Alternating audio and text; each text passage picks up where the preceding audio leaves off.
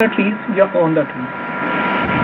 यार दरख्तों के अंदर, in the trees, camouflage themselves in the trees, इन हर हाल में। ऑन द ट्री का तो मतलब है दरख्त के ऊपर चढ़ गए, ठीक है, सरफेस पे, वो तो विजिबल फिर नजर आ रहे हैं। In the tree ji.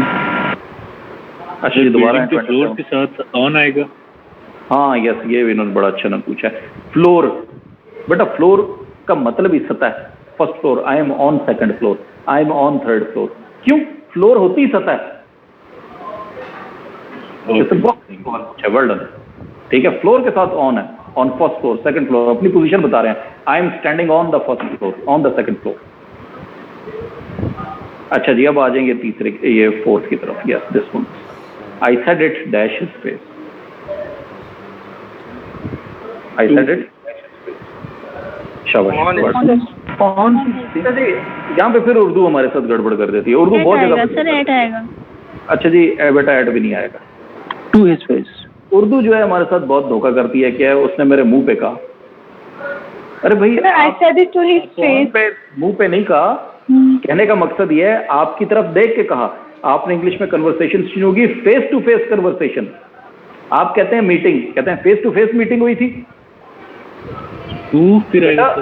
Said जो है ये एक डायनेमिक वर्ब है, इसमें एक्शन हो रहा है, ठीक है। I said it to his face. On his face कभी ना लिखना। ऑन पे तो बेटा सरफेस है, मैंने उसकी सरफेस पे कहा, सरफेस पे तो नहीं कहा ना। ये फेस टू फेस मीटिंग थी। आप डायरेक्ट एंड डायरेक्ट नरेशन करते हैं, सेड के साथ कौन सा प्रपोजिशन यूज करते हैं? ही सेड टू हर, तो सेड के साथ तो होता ही टू है बेटा।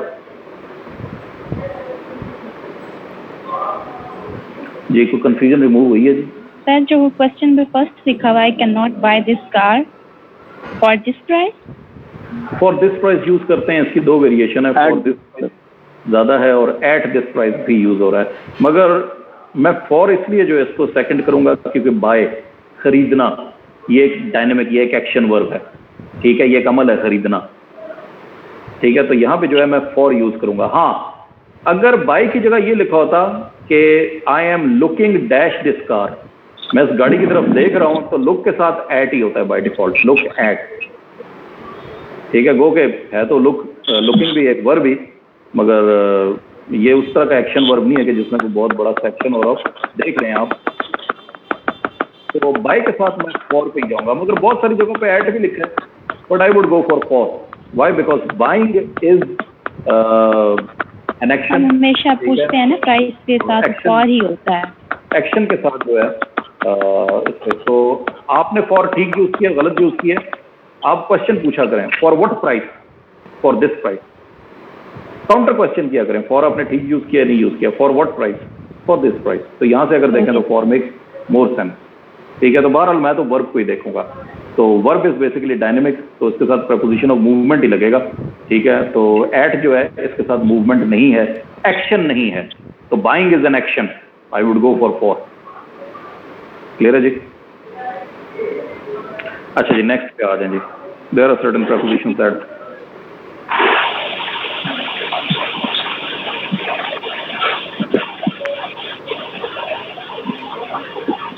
okay dear students, so this is the slide जी बेटा। so these are the common errors, answers इनके मैंने छुपा दिए हैं, सिर्फ यही है आपके सामने। नंबर 1, नंबर 1 2 3 4, इनको थोड़ी देर में जरा पढ़े, मैं आपको 1 मिनट दे रहा हूं और इसके आंसर्स मुझे बताएं। so just raise your hand, I will ask you one by one. You have 1 minute.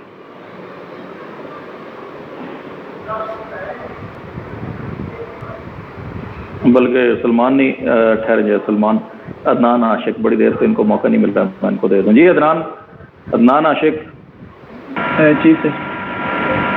अच्छा जी बेटा जी, नंबर 1 राइट, बाय इंक,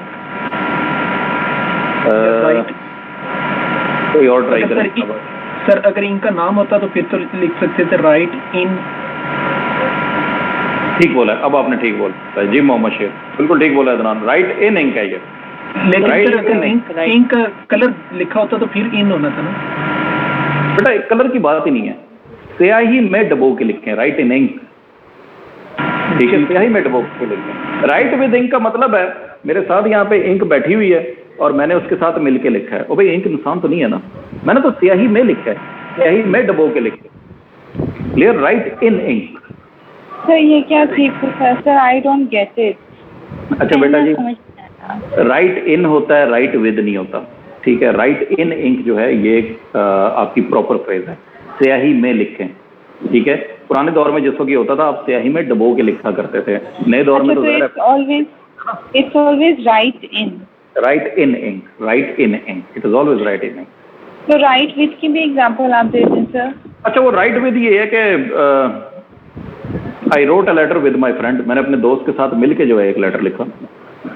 ठीक है, लॉन्ग पीसी तरह अभी की तरह इस्तेमाल होगा। वो तो जाहिर है, वो तो उसके साथ मिल के लिखा है। ये अहमद बिलाल ने बड़ा अच्छा लिखा है comment, in black and white. In black and white का मतलब क्या होता है कि लिख के दो। वेल डन बिलाल, आपने बहुत अच्छा इस पे लिखा है, इन ब्लैक एंड व्हाइट, यानी कि लिख के दो। लिखने की बात होगी स्याही से लिख के दो, right in, always go for right in. अच्छा जी, नेक्स्ट आ जाए जी, नेक्स्ट करेंगे जी सलमान जी। सलमान, आपको मैंने मौका नहीं दिया था। Sir sit under the shade of a tree, sit in the shade, sit in the shade of tree. Well done, sit in the shade of the tree. In क्यों भाई? बात यह है दरख्त है, उसका साया पड़, मैं उसके साए की हदूद में बैठा हूँ, मुझे साए ने घेरा हुआ है। अंडर का मतलब यह है कि मैं साए के नीचे बैठा हूँ, यानी कि जमीन खोद के मैं नीचे बैठ गया हूँ। ये तो सेंस करती है, तो साए के अंदर बैठा हूँ, sit in the shade of a tree. Well done, बिल्कुल सही है। सर ये वैसे मैं पीछे वाली बात पूछ रही हूँ, लेकिन अब मुझे थोड़ा सा वो क्लियर हो रहा है, तो मैं आपसे पूछना चाह रही हूँ कि इज इट करेक्ट और नॉट। कि जब हमने बात की कि monkeys live in the tree, तो ट्री जो है उसको हमने घर के तौर पर लिया। जैसे हम कहते हैं he live, I live in this house, तो वो घर की उस सेंस में हमने लिया, तो इस वजह से हमने कहा live in tree, live in the house, इस तरह से। बिल्कुल इस तरह ही है, बिल्कुल इस तरह ही है। जब किसी चीज की हदूद के अंदर आप अपनी प्रेजेंस बता रहे हो, पोजीशन बता रहे हो, then use in for that purpose. Basically मैं साए के अंदर बैठा हूँ, साए की हदूद के अंदर बैठा हूँ, sit in the shade of a tree. ठीक जी, yes, next is Aqib. Aqib से नहीं पूछा जी। जी आकिब, नंबर 3, डायरेक्शन और डेस्टिनेशन की बारी आ गई। At the waste. एड तो यार बहुत स्पेसिफिक लोकेशन है, डायरेक्शन और बेटा ऑन में डायरेक्शन डेस्टिनेशन नहीं है। पाकिस्तान इज लोकेटेड, 2 आएगा जी, पाकिस्तान इज 2। सोल्यूशन देखें, Pakistan is 2 to the west, Pakistan is to the west of India. Accurate नहीं आ जाएगा? देखें बेटा, डायरेक्शंस 4 ही हैं, कौन सी है? North, south, east, west. तो पाकिस्तान जो है इंडिया के मगरिब में वाक़ है। ठीक है, तो 4 डायरेक्शंस हैं, नॉर्थ, साउथ, ईस्ट, वेस्ट। तो मगरिब में है या नहीं है? एक्यूरेट मगरिब में। ठीक है, तो एक्यूरेट के लिए 8 आता है ना? एक्यूरेट बेटा, एट जो है स्पेसिफिक एड्रेस के लिए आता है, स्पेसिफिक लोकेशन। मैं वेस्ट को वो स्पेसिफिक लोकेशन नहीं कहूँगा, मैं डायरेक्शन कहूँगा। देखें ये डायरेक्शंस है, नॉर्थ, साउथ, ईस्ट, वेस्ट, ये डायरेक्शंस है। जब मैं डायरेक्शन की बात करूंगा तो 2 या 2 वर्ड्स लगाऊंगा। ठीक है सर, क्लियर हो गया? तो डायरेक्शन यहाँ कंसिडर की गई है। अच्छा जी, नंबर 4, ही इज गुड या वीक इन मैथमेटिक्स। एट। अच्छा जी, जब आप कैपेबिलिटी की बात करते हैं, काबिलियत की बात करते हैं, गुड एट या वीक एट, उर्दू में तो हम यही कहेंगे वो मैथमेटिक्स में कमजोर है, और जिस चीज में हम में डालते हैं हम इन लगा देते हैं। नहीं, आप उसकी अहलियत की बात कर रहे हैं, काबिलियत की बात कर रहे हैं, good at, weak at. Capability की बात करते हैं तो हमेशा एट। अच्छा जी, नेक्स्ट इज नंबर 5, बाकी छोड़ें जी। Number 5, time by your watch. साथ भी 8 आएगा। किसके साथ? इंटेलिजेंस के साथ। जुमला क्या?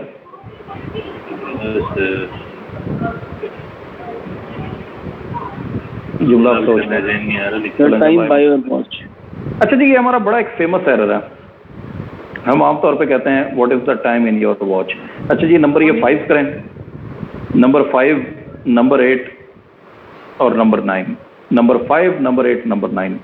1 मिनट दे रहा हूँ, जरा इस पे सोचें आप सब मिलकर। I ask you 1 by 1। Sir 8 वाले में तो ये वर्ड टू वर्ड आएगा और 9 वाले भी टू मैरिड टू हिम और जो 5 वाला है वो time on your watch. Okay ठीक हो गया जी। जी लैला आप भी अब आंसर्स दे दें।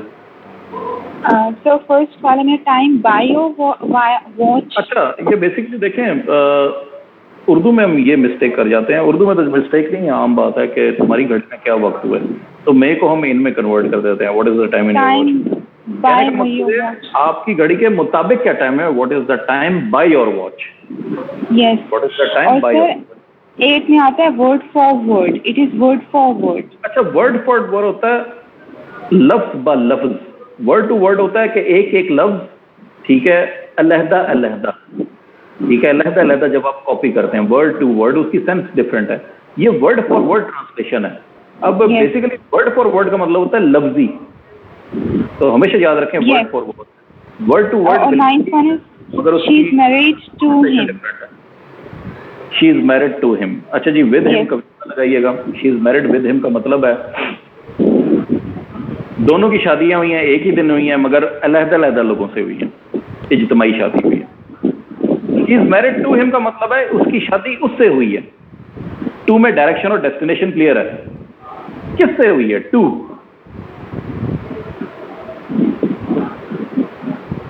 नेक्स्ट में आएंगे। Okay ji 9, 10, 11, 12, 13, 14, 15। Sir word for word का बता दें, आपने क्या बताया? अच्छा बेटा वर्ड फॉर वर्ड ठहरें मैं आपसे शेयर करता हूँ। सर ये आप बता रहे थे she is married with him, इसकी मीनिंग क्या बता रहे थे? बेटा she is married with him का मतलब ये है कि शादियां दोनों की हुई हैं मगर अलहदा अलहदा लोगों से हुई हैं, ठीक है। She is married to him का मतलब है कि उसकी शादी उससे हुई है, एग्जैक्टली। जी सर ठीक हो गया। अच्छा जी word for word and word to word. Word to word में जो है बेसिकली एग्जैक्ट वर्ड की कॉपी है, ठीक है। आप उस वर्ड को जो है हमेशा जो है एग्जैक्टली इस तरह ले रहे हैं। वर्ड फॉर वर्ड की जो डेफिनेशन क्या है कि word for word is exactly the same when translated. Word for word translation के लिए इस्तेमाल होता है, exactly equivalent word. Word to word में ये सेंस नहीं है, वो बेसिकली जो है आपका हर इंडिविजुअल वर्ड अलहदा अलहदा होता है। ये ट्रांसलेशन की बेस में बेसिकली वर्ड फॉर वर्ड आपका इस्तेमाल होता है। So word for word has a different connotation. तो कहने को वो एग्जैक्ट वर्ड ही होता है, वर्ड फॉर वर्ड होता तो एग्जैक्ट वर्ड ही है, मगर ट्रांसलेशन की सेंस में जो है आप वर्ड टू वर्ड यूज नहीं करते हैं। It is always word for word. Okay sir. अच्छा वर्ड बाय वर्ड की एक डिफरेंट कॉनोटेशन है, it does make a sense.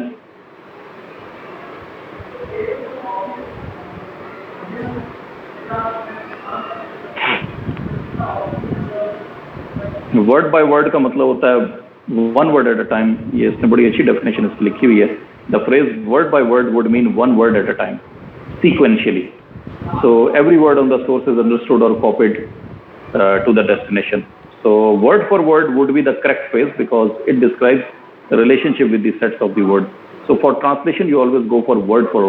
So word by word होता है कि एक सीक्वेंस में एक ही वर्ड सिर्फ एक ही मतलब, एक ही वक्त में एक ही वर्ड। तो एक ही वक्त में एक ही वर्ड ये सेंस कन्वे नहीं करता। तो बेसिकली वर्ड फॉर वर्ड में तो आप बेसिकली हर वर्ड को जो है कॉपी कर रहे होते हैं इस पर ट्रांसलेशन के लिए। तो ट्रांसलेशन के लिए वर्ड फॉर वर्ड इस्तेमाल होता है स्पेसिफिकली फॉर ट्रांसलेशन। अच्छा जी दोबारा आ जाएं इस पे प्रपोजिशन। 10 का है सिंस अच्छा जी मोहतरम जी yes. Since in the last. आप सिर्फ 10 का बताएं जी यस। 10 का क्या सोल्यूशन है आपके पास? सारे बताएं। Since the last 2 weeks. अच्छा आगे आ जाएं 11 का बताएं आप मुझे जी। प्रेफर टू ठीक है जी। 12 को बताएं जी मुझे। इनटू ठीक है। Number 13 jump in the pond. Into